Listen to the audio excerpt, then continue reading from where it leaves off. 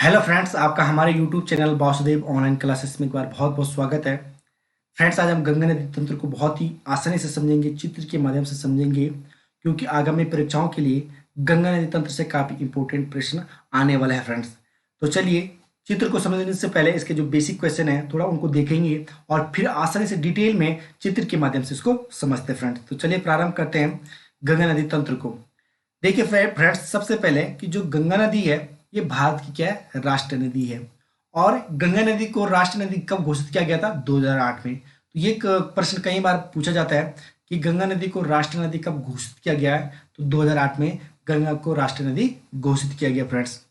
अब देखिए फ्रेंड्स कि जो गंगा नदी है ये भारत की सबसे लंबी नदी है और इसकी लंबाई 2525 किलोमीटर है। ठीक है ना। तो भारत की सबसे लंबी नदी कौन है? गंगा नदी है और इसकी लंबाई कितनी है? 2525 किलोमीटर है फ्रेंड्स। अब देखिए कि जो गंगा नदी है वो दो देशों से होकर गुजरती है। कितने देशों से होकर गुजरती है? दो देशों। एक है भारत और दूसरा है आपका बांग्लादेश। तो भारत और बांग्लादेश दो देशों से होकर गुजरती है। अब देखिए फ्रेंड्स कि जो भारत में जो गंगा नदी गुजरती है पांच राज्यों से होकर गुजरती है। कितने राज्यों से? पांच राज्यों से। ये क्वेश्चन कई बार पूछा गया है कि भारत में जो गंगा नदी है कितने राज्यों से होकर गुजरती है? तो पांच राज्यों से होकर गुजरती है। और ये पांच राज्य से कौन कौन से हैं? उत्तराखंड, उत्तर प्रदेश, बिहार, झारखंड और पश्चिम बंगाल। तो ये बिल्कुल आपको याद होना चाहिए, क्योंकि कई बार ये क्वेश्चन पूछा जाता है कि निम्नलिखित में से जो गंगा नदी है किस राज्य से होकर गुजरती है। तो यदि आपको ये राज्य याद होंगे, उत्तर प्रदेश, उत्तराखंड, बिहार, झारखंड, पश्चिम बंगाल, तो आसानी से आपका एक नंबर बन पाएगा फ्रेंड्स। तो ये भी आपको याद रखना है, उत्तराखंड, उत्तर प्रदेश, बिहार, झारखंड और पश्चिम बंगाल। अब देखिए फ्रेंड्स कि जो गंगा नदी है वो अपना जल को स्वतः ही स्वच्छ करती है। ठीक है ना। स्वतः ही स्वच्छ किस प्रकार से करती है? क्योंकि जो गंगा नदी है उसमें पाया जाता है क्या? बैक्टीरियोफेज नामक वायरस। ठीक है ना। गंगा नदी में क्या पाया जाता है? बैक्टीरियोफेज नामक वायरस पाया जाता है।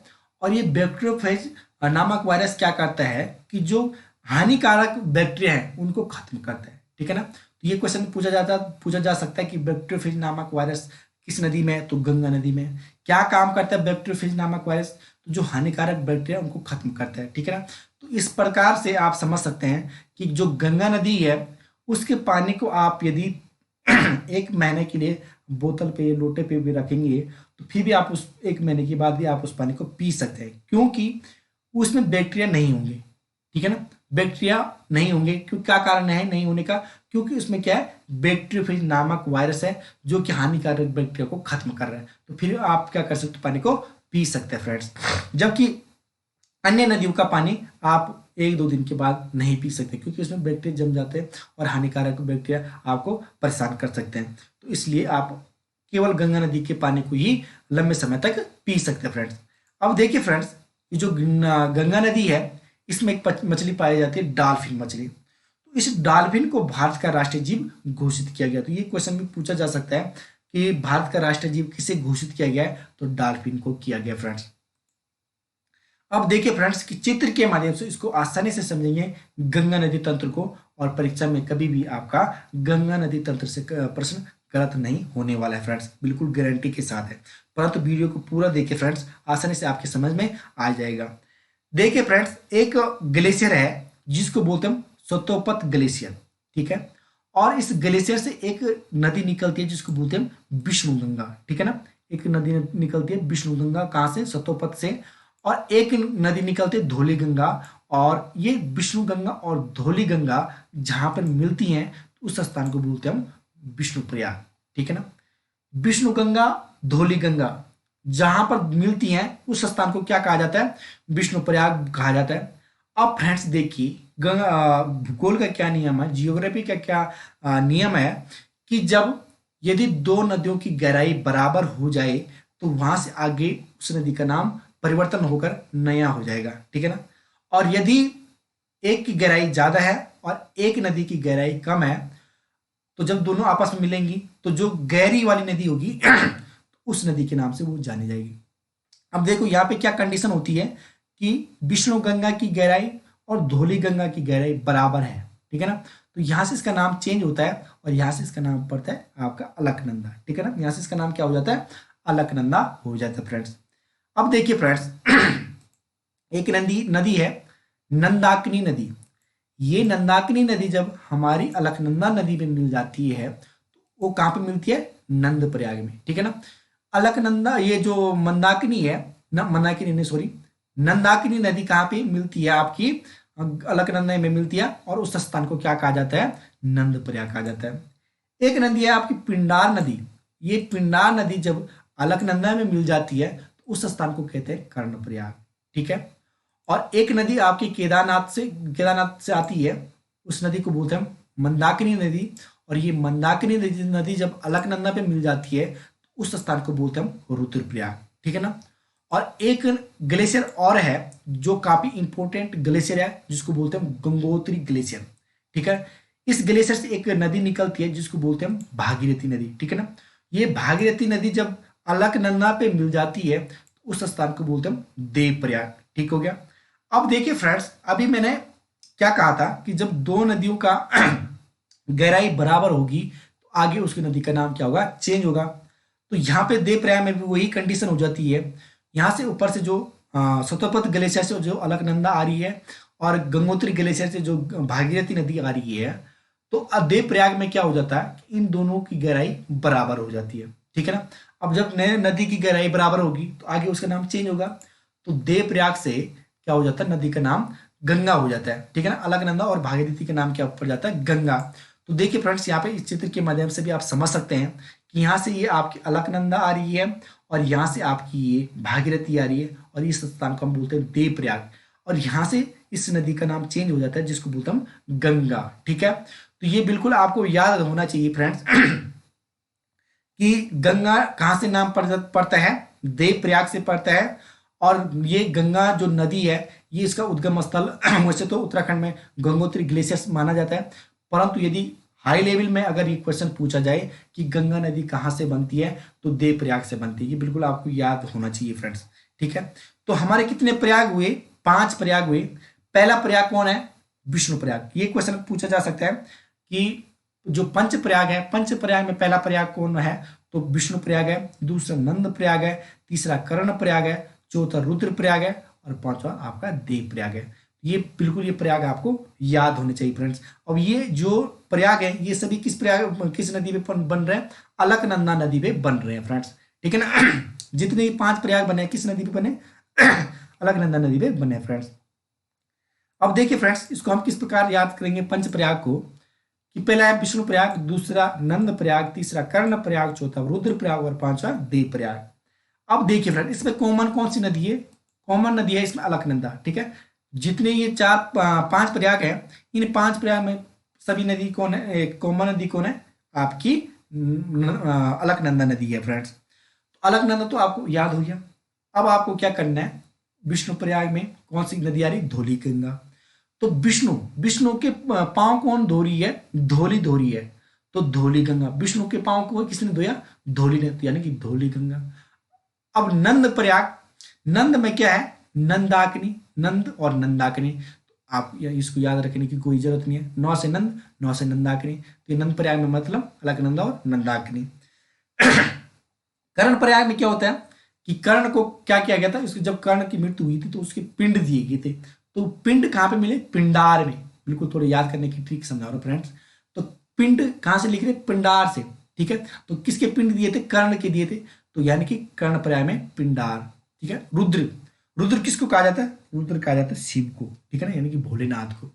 अब शिव ने क्या किया था कि जब गंगा नदी का वेग बहुत ही ज्यादा तेज हो गया था, मतलब कि गंगा नदी जब पहली बार पृथ्वी पे आई थी तो गंगा नदी का वेग क्या था? बहुत तेज था। तो शिव जी ने उसको अपने जटा में बिल्कुल कैद कर दिया था। तो उसकी गति शिव जी ने क्या कर रखी? मंद कर रखी है, ठीक है ना, मंद कर रखी। तो मंद से क्या हो जाएगा? मंदाकिनी। तो मंदाकिनी कहाँ पे? रुद्रप्रयाग में, ठीक है। तो अलकनंदा और मंदाकिनी यानी कि रुद्रप्रयाग। अब देखो फ्रेंड्स, लास्ट में देव प्रयाग है। तो जो भागीरथ था, जो गंगा को कहाँ लाया था? पृथ्वी में लाया था, तो वो उसको क्या बोलते हैं? भागीरथ बोलते हैं। तो जो ये भागीरथ था वो क्या था? देव था, यानी कि वो क्या था? देव था। तो देव से मतलब देव प्रयाग, और भागीरथ कौन है, देव है, तो भागीरथी और अलकनंदा कहाँ पे मिलेगी, देव प्रयाग। तो इस ट्रिक के माध्यम से आप उसको आसानी से समझ सकते हैं। एक नदी आपको बिल्कुल कॉमन रखनी है, अलकनंदा, और धौली, मंदाकिनी, पिंडार, मंदाकिनी और भागीरथी आपको याद होना चाहिए फ्रेंड्स।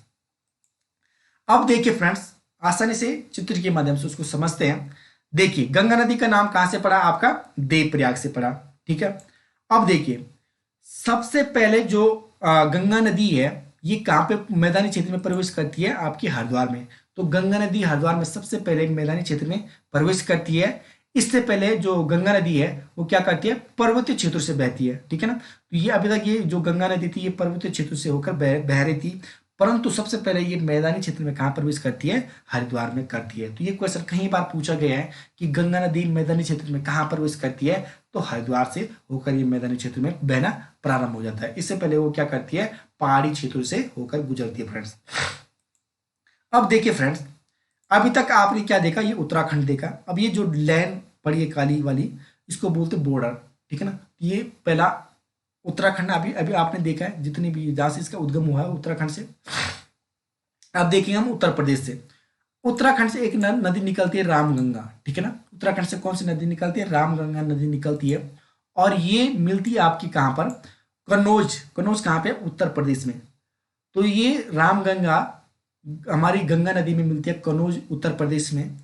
तो ये जो गंगा है रामगंगा, भारत की जो राष्ट्रीय नदी है गंगा नदी, तो गंगा नदी की पहली सहायक नदी रामगंगा है, जो कि बाएं से आकर मिलती है हमारी गंगा में, ठीक है ना। तो ये क्वेश्चन कई बार पूछा जाता है कि गंगा की सबसे पहली सहायक नदी कौन है। तो गंगा नदी की जो सबसे पहली सहायक नदी है वो है रामगंगा, और ये बिल्कुल आपको याद रखना है कि किस ओर से बहती है, तो बाईं ओर से बहती है, ठीक है ना, बाईं ओर से बहती है रामगंगा। और रामगंगा कहाँ पे मिलती है, गंगा नदी में, तो कन्नौज, जो कि उत्तर प्रदेश में फ्रेंड्स। ये बिल्कुल आपको क्लियर होना चाहिए।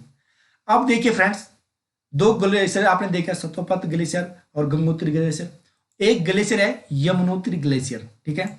यहां से एक नदी निकलती है जिसको बोलते हैं हम, कौन सी नदी, यमुना नदी, ठीक है ना। यमुनोत्री ग्लेशियर से एक नदी निकलती है, यमुनोत्री नदी। और ये यमुना नदी कहाँ पे मिलती है, हमारी गंगा नदी में, प्रयागराज में। प्रयागराज का पुराना नाम क्या है, इलाहाबाद, ठीक है ना। तो यमुना नदी कहाँ से निकली, गंगोत्री ग्लेशियर से, और गंगा में कहाँ पे मिलती है, प्रयागराज में मिलती है। तो प्रयागराज में गंगा, यमुना और सरस्वती, तीन नदियों का संगम होता है फ्रेंड्स। कितनी नदियों का संगम होता है, तीन नदियों का संगम होता है। परंतु जो सरस्वती नदी है वह वर्तमान में विलुप्त हो चुकी है, जो कि ऊपर नहीं दिखती बल्कि क्या है, भूमिगत है। परंतु ये क्वेश्चन पूछा जा सकता है कि प्रयागराज में कितनी नदियों का संगम होता है, तो तीन नदियों का, गंगा, यमुना और सरस्वती, तीन नदियों का संगम होता है। और जो ये सरस्वती नदी है ये अब विलुप्त हो चुकी है, ऊपर नहीं दिखती है बल्कि भूमिगत हो चुकी है, पृथ्वी के अंदर ही वो बह रही है, ठीक है ना, अब ऊपर नहीं दिखती है। अब देखिए फ्रेंड्स, जो ये यमुना नदी है जो कहां से निकल रही थी, उत्तराखंड के बंदरपूछ में यमुनोत्री हिमनद से निकलती है, ठीक है ना। कहां से निकलती है, क्वेश्चन पूछा जा सकता है फ्रेंड्स बार बार, कि उत्तराखंड के बंदरपूछ से कौन सी नदी निकलती है, यमुनोत्री नदी निकलती है। और यह नदी गंगा नदी के समांतर ही बहती है। किस नदी के समांतर बहती है, गंगा नदी के समांतर ही बहती है। और ये प्रयागराज में आकर कहां पे मिलती है, गंगा में मिलती है। इस नदी का पुराना नाम क्या है, कालंदी नदी है, कालंदी।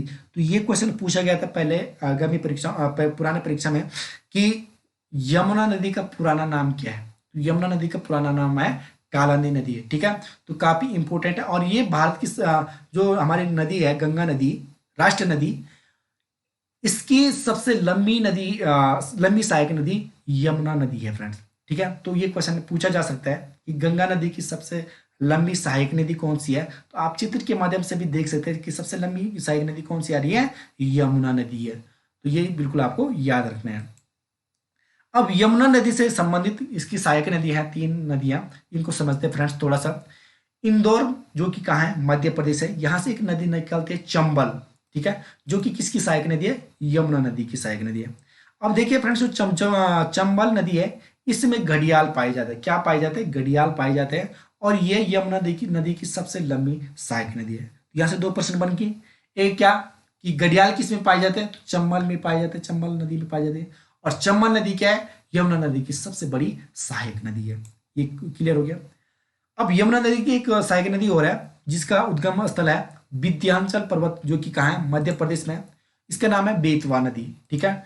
और ये बेतवा नदी भी क्या है, यमुना नदी की सहायक नदी है। और एक यमुना नदी की सहायक नदी निकलती कैमूर पहाड़ी, जो कि कहाँ है, मध्य प्रदेश में है। और इस नदी को बोलते हैं केन नदी। और ये केन नदी भी क्या है, यमुना नदी की सहायक नदी है फ्रेंड्स। तो ये अभी आपने यमुना नदी की सहायक नदी देखी। अब देखिए फ्रेंड्स कि पीलीभीत जो कि कहाँ है, उत्तर प्रदेश में है। पीलीभीत में एक फुलहर झील है, ठीक है। और इस फुलहर झील से एक नदी निकलती है जिसको बोलते हैं गोमती नदी। तो ये गोमती नदी मिलती है हमारी गंगा में, कहाँ पर, गाजीपुर में, ठीक है ना। पीलीभीत कहाँ है, उत्तर प्रदेश में। उत्तर प्रदेश में जो पीलीभीत में एक फुलहर झील है, फुलहर झील से निकलती है आप गोमती। और ये गंगा में कहाँ पे मिलती है, गाजीपुर में मिलती है। तो देखिए फ्रेंड्स, गोमती नदी से क्या इंपॉर्टेंट होने वाला है कि गोमती नदी गंगा नदी की पहली सहायक नदी है कि जो समतल भाग से निकलती है, ठीक है ना। कहाँ से निकलती है, समतल भाग से निकलती है। इस नदी के तट पर उत्तर प्रदेश की राजधानी लखनऊ है। यहाँ पे काफी इंपॉर्टेंट होने वाला है गोमती भी। क्यों है कि अभी तक तो जो ये सहायक नदियां निकल रही थी, ये पहाड़ी से निकल रही थी। गंगा नदी की जो सहायक नदियां थी, ये पहाड़ियों से निकल रही थी। परंतु गोमती पहली सहायक नदी है जो समतल भाग से निकल रही है। तो क्वेश्चन क्या पूछेगा कि गंगा नदी की कौन सी नदी, कौन सी सहायक नदी है जो समतल भाग से निकलती है, तो आपका आंसर क्या होगा, गोमती नदी। दूसरा प्रश्न क्या बनेगा कि उत्तराखंड की जो राजधानी है लखनऊ, वो किस नदी के तट पे है, तो गोमती नदी, ठीक है ना। और ये गोमती नदी गंगा में कहाँ पे मिलती है, गाजीपुर, ठीक है। बिल्कुल आसानी से आपको इसको समझ लें।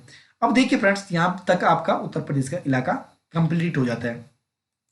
अब देखिए एक नदी है काली नदी, ये कहां से निकलती है, आपकी नेपाल से निकलती है। और एक नदी है आपकी कर्णाली नदी, काली कर्णाली नदी। तो जब ये दो नदी आपस में मिलती हैं तो इनका नाम पड़ जाता है फ्रेंड्स, क्या पड़ता है, घाघरा। और ये घाघरा नदी हमारी गंगा नदी में कहाँ पे मिलती है, छपरा में मिलती है। तो काली कर्णाली नदी कहाँ की है, नेपाल की है। तो काली एवं कर्णाली नदी कहाँ से निकलती है, नेपाल से निकलती है। जब यह दोनों भारत में प्रवेश करती है तो काली नदी को शारदा, ठीक है ना, जो ये काली नदी है इसको हम बोलते हैं शारदा नदी। और कर्णाली को क्या बोलते हैं, घाघरा नदी, क्या बोलते हैं, घाघरा नदी बोलते हैं। और जब इन दोनों नदियों का संगम होता है तो ये आगे किस नाम से जानी जाती है, घाघरा से जानी जाती है। और ये कहाँ पे मिलती है, वो गंगा में छपरा में मिलती है, ठीक है। तो ये बिल्कुल आपको याद होना चाहिए। कहाँ से निकलती है दोनों नदी, काली कर्णाली नेपाल से निकलती है। आगे इसका नाम क्या पड़ता है, घाघरा पड़ता है। भारत में काली नदी को क्या कहा जाता है, शारदा। और कर्णाली को घाघरा कहा जाता है फ्रेंड्स। ये बिल्कुल आपको क्लियर होना चाहिए। अब देखिए फ्रेंड्स, एक नदी निकलती है अमरकंटक पहाड़ी से, उसको बोलते हैं सोन नदी। क्या बोलते हैं, सोन नदी बोलते हैं। ये सोन नदी आकर मिलती है गंगा में, कहां पर, आपके पटना में, ठीक है ना, पटना में मिलती है। तो सोन नदी दाएं से सोन नदी दाएं से सीधे गंगा में पटना में मिलती है। और इसकी कोई सहायक नदी नहीं है, यह अमरकंटक पहाड़ी से निकलती है। तो देखिए फ्रेंड्स, यहाँ पे किस प्रकार प्रश्न घुमा के पूछेगा कि गंगा नदी की वह कौन सी सहायक नदी है कि जो सीधे गंगा पे आके मिलती है, ठीक है। तो सोन नदी है, क्योंकि सोन नदी अभी तक यहां तक जो भी गंगा नदी की सहायक नदी है, ये क्या है, इनकी इनकी सहायक नदी है। परंतु ये क्वेश्चन पूछेगा बाएं और दाएं के, बिल्कुल आपको याद रखना है कि दाएं से, ठीक है ना, दाएं से कौन सी नदी है कि जो सीधे गंगा में आके मिलती है। तो इसका आंसर होगा आपका सोन नदी। और सोन नदी कहां से निकलती है, अमरकंटक पहाड़ी से निकलती है फ्रेंड्स। ये बिल्कुल आपको क्लियर होना चाहिए। अब देखिए फ्रेंड्स, गंडक नदी भी कहां से निकलती है, आपके नेपाल से निकलती है। और ये गंगा में मिलती है कहां पर, आपकी सोनपुर में। और एक नदी नेपाल से निकलती है कोसी, काफी इंपोर्टेंट है फ्रेंड्स कोसी, बार बार किसी भी पेपर के लिए इंपोर्टेंट है, पूछा जाता है परीक्षा में। तो कोसी नदी कहां से निकलती है, आपकी नेपाल से निकलती है। और ये हमारे गंगा में मिलती है कहां पर, कुर्सेला में, कुर्सेला, ठीक है ना। ये प्रश्न बार बार पूछा जाता है कि कोसी नदी गंगा में कहां पर मिलती है, तो कुर्सेला में मिलती है। तो जो कोसी नदी है नेपाल से निकलती है और बिहार में भीमनगर के रास्ते से भारत में प्रज्वल में दाखिल होती है, ठीक है ना। यह नदी गंगा में बिहार के कुर्सेला के समीप गंगा में मिलती है। और यह नदी अपने मार्ग को बदलती रहती है, इसलिए इसको बिहार का शोक कहा जाता है, क्योंकि बिहार में हर वर्ष इस नदी से क्या आती है, बाढ़ आती है। तो ये काफी इंपोर्टेंट है, क्योंकि ये प्रश्न कई बार पूछा गया है कि बिहार का शोक किस नदी को कहा जाता है, तो कोसी को कहा जाता है। और कौन सी नदी है कि जो बार बार अपने मार्ग को बदलती रहती है, तो ये भी कौन है, कोसी नदी है। अब मार्ग जब बार बार मार्ग बदलेगी तो क्या करती है कि बिहार में ये बहुत ही विनाशकारक के रूप में प्रसिद्ध है ये कोसी नदी, और ये इसलिए इसको क्या कहा गया, बिहार का शोक कहा गया कोसी नदी को। अब देखिए फ्रेंड्स, एक पहाड़ी है दार्जिलिंग की पहाड़ी, ठीक है। दार्जिलिंग की पहाड़ी से एक नदी निकलती, महानंदा नदी। तो महानंदा नदी काफी इंपॉर्टेंट है, और आपको बिल्कुल महानंदा नदी के बारे में आसानी से जानकारी प्राप्त होनी चाहिए फ्रेंड्स। तो महानंदा नदी कहाँ से निकलती है, दार्जिलिंग की पहाड़ी से निकलती है, और ये मिलती है हमारी गंगा में, कहाँ पर, फरक्का बैराज में, ठीक है। तो पहले जो गंगा में मिली थी वह कौन सी थी, रामगंगा नदी थी, और लास्ट में देखिए जो गंगा में मिलती है वो कौन सी है, महानंदा नदी है, ठीक है फ्रेंड्स, ये बिल्कुल आपको क्लियर होना चाहिए। अब देखिए जो महानंदा नदी है दार्जिलिंग की पहाड़ी से निकलती हुई पश्चिम बंगाल की फरक्का बैराज में गंगा में मिलती है, ठीक है ना। ये जो फरक्का बैराज है कहाँ पे है, पश्चिम बंगाल में। तो फरक्का बैराज में मिलती है हमारी ये महानंदा नदी। तो फरक्का बैराज से गंगा नदी दो नदियों में बन जाती, हुगली और पद्मा में। तो देखिए फ्रेंड्स, ये यहाँ पे दो नदियों में बन जाती, फरक्का बैराज से गंगा नदी दो नदियों में बनती है। अभी तक जो गंगा नदी थी वो कहाँ तक सीमित हो जाती, महानंदा से। अब फरक्का बैराज से क्या होती है, वो दो भागों में बनती है। पहला भाग आप देख सकते हैं, इसको बोलते हैं हुगली, और दूसरा जो भाग बनता है उसको बोलते हैं पद्मा, ठीक है। फरक्का बैराज से नदी क्या करती है, दो भागों में बन जाती है, एक हुगली में और एक पद्मा में। अब देखिए फ्रेंड्स, गंगा नदी फरक्का बैराज से दो नदियों में बंट गई है। दो नदियां फरक्का बैराज में पश्चिम बंगाल में जो आती है उसको हम हुगली बोलते हैं, और कोलकाता शहर भी हुगली में बसा हुआ है। तो ये भी प्रश्न पूछा जा सकता है कि कोलकाता शहर किस नदी के तट पे है, तो किस नदी के तट पे है, हुगली नदी के तट पे है। और जो नदी बांग्लादेश में जाती है तो उसको हम बोलते पद्मा नदी। तो गंगा नदी कितने भागों में बटी, दो भागों में बटी। जो पश्चिम बंगाल में आई, तो पश्चिम बंगाल में गंगा नदी को क्या कहा जाता है, हुगली नदी कहा जाता है, और बांग्लादेश में क्या कहा जाता है, पद्मा नदी कहा जाता है। तो ये बिल्कुल आपको क्लियर होना चाहिए। और हुगली नदी के तट पे कौन सा शहर है, तो कोलकाता शहर है फ्रेंड्स। अब देखिए फ्रेंड्स कि हुगली नदी की एक सहायक नदी है जिसको बोलते हैं दामोदर नदी, ठीक है, दामोदर नदी।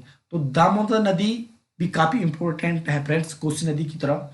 तो दामोदर नदी हुगली नदी की सहायक नदी है, और यह नदी छोटा नागपुर के पठार से निकलती है, और दामोदर नदी को पश्चिम बंगाल का शोक कहा जाता है, ठीक है। अब भाई बिहार का शोक कोसी को कहा जाता है, और पश्चिम बंगाल का शोक दामोदर नदी को कहा जाता है, ठीक है।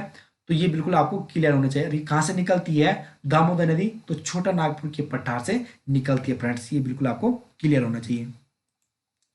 अब देखिए फ्रेंड्स, काफी इंपॉर्टेंट है, यहां तक आपने गंगा नदी को आसानी से समझा, तो कुछ पॉइंट और इंपॉर्टेंट हो जाते हैं, उनको भी आपको समझना है। तो देखिए गंगा नदी को हमने बांग्लादेश में क्या बोला, पद्मा बोला है, ठीक है। तो बांग्लादेश में क्या कहा गया, गंगा नदी को पद्मा कहा गया। और जो ब्रह्मपुत्र नदी है उसको बांग्लादेश में कहा जाता है जमुना, ठीक है ना। भाई अभी आपने देखा कि गंगा नदी को क्या कहा गया, पद्मा कहा गया बांग्लादेश में, और जमुना किसको कहा गया, आपके ब्रह्मपुत्र को। तो ये जब आपस में मिलती हैं जिस स्थान पे, तो उसको हम क्या बोलते हैं, मेघना, ठीक है। भाई पद्मा और जमुना का संयुक्त रूप क्या हो जाता है, मेघना हो जाता है। तो आप आसानी से समझे होंगे कि पद्मा जो कि गंगा के नाम से जानी जाती है भारत में, तो बांग्लादेश में क्या किस नाम से जानी जाती है, पद्मा। और जो भारत में जो ब्रह्मपुत्र के नाम से जानी जाती है उसको बांग्लादेश में किस नाम से जाना जाता है, जमुना। और जब ये दोनों गंगा और क्या बोलते हैं ब्रह्मपुत्र आपस में मिलती है, यानी कि पद्मा और जमुना आपस में मिलती है, तो इसके संयुक्त रूप को क्या बोलते हैं, मेघना बोलते हैं, ठीक है फ्रेंड्स। तो आप देख सकते हैं कि जब गंगा नदी बांग्लादेश में प्रवेश करती है तो उसमें उसे हम पद्मा नदी के नाम से जाना जाता है, तथा जब ब्रह्मपुत्र बांग्लादेश में प्रवेश करती है तो उसे हम जमुना के नाम से जानते हैं, ठीक है ना, हो गया। और जब दोनों नदी बांग्लादेश में मिलती हैं और इनके संयुक्त रूप को हम क्या बोलेंगे, मेघना बोलेंगे। तो ये क्वेश्चन कई बार पूछा जाता है कि गंगा और बांग्लादेश में गंगा और ब्रह्मपुत्र के संयुक्त रूप को क्या कहा जाता है, मेघना कहा जाता है। ब्रह्मपुत्र को क्या कहा जाता है, क्या बोलते हैं बांग्लादेश में, जमुना कहा जाता है। गंगा नदी को बांग्लादेश में क्या कहा जाता है, तो पद्मा कहा जाता है। ठीक हो गया फ्रेंड्स। अब देखिए फ्रेंड्स कि जो जो मेघना नदी है, तो ये मेघना नदी जब समुद्र में मिल जाती है तो विश्व का सबसे बड़ा डेल्टा का निर्माण करती है। तो आप लोग जानते ही होंगे कि विश्व का सबसे बड़ा डेल्टा कौन है, सुंदरबन डेल्टा। और किस नदी के समुद्र में बनती है, तो मेघना। मेघना यानी कि आपके पद्मा और जमुना के संयुक्त रूप से जो डेल्टा बनता है, मेघना जो बनाती है उसको बोलते हैं सुंदरबन डेल्टा। तो देखिए फ्रेंड्स, काफी इंपॉर्टेंट क्वेश्चन यहाँ से बनते थे। तो जो भी इंपॉर्टेंट क्वेश्चन आपने अभी तक देखे हैं तो काफी आगामी परीक्षाओं के लिए इंपॉर्टेंट होने वाले हैं। यदि आपको हमारा ये वीडियो अच्छा लगा है तो कृपया हमारे YouTube channel Vasudev online classes को सब्सक्राइब करें और इस वीडियो को अधिक से अधिक शेयर करें फ्रेंड्स। जय हिंद, जय भारत।